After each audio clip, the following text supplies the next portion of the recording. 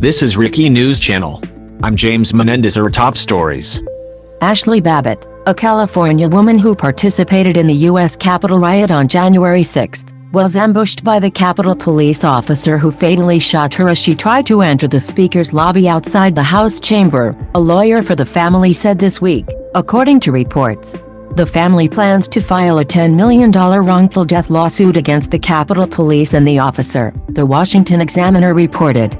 Terry Roberts, a lawyer hired by Babbitt's family who specializes in police misconduct cases, told Real Clear Investigations this week that he believes the officer didn't give Babbitt verbal warnings before he fired.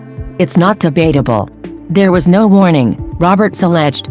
I would call what he did an ambush. I don't think he's a good officer. I think he's reckless.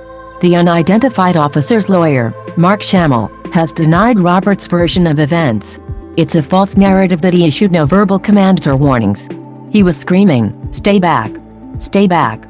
Don't come in here," he told Real Clear Investigations. He said the officer's warnings couldn't be heard on cell phone video of the shooting because he was wearing a mask and the video was from the other side of the doors in a loud room. Lethal force is appropriate if the situation puts you or others in fear of imminent bodily harm, he continued. There should be a training video on how he handled that situation. What he did was unbelievable heroism, according to the Examiner.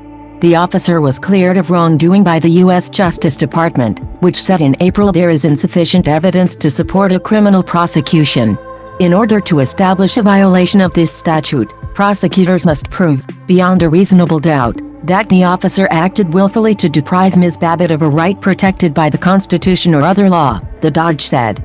Prosecutors would have to prove not only that the officer used force that was constitutionally unreasonable, but that the officer did so willfully, which the Supreme Court has interpreted to mean that the officer acted with a bad purpose to disregard the law.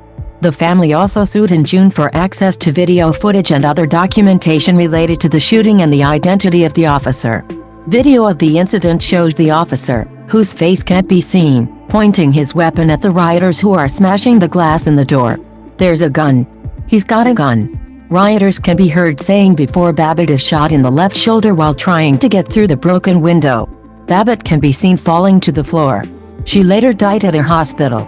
Hundreds of people have been arrested for their alleged involvement in the riot, which left 5 people dead, including Babbitt and Capitol Police Officer Brian Sicknick. 4 police officers who responded to the riot have also died by suicide, according to authorities. 30 people have pleaded guilty so far, according to CBS News.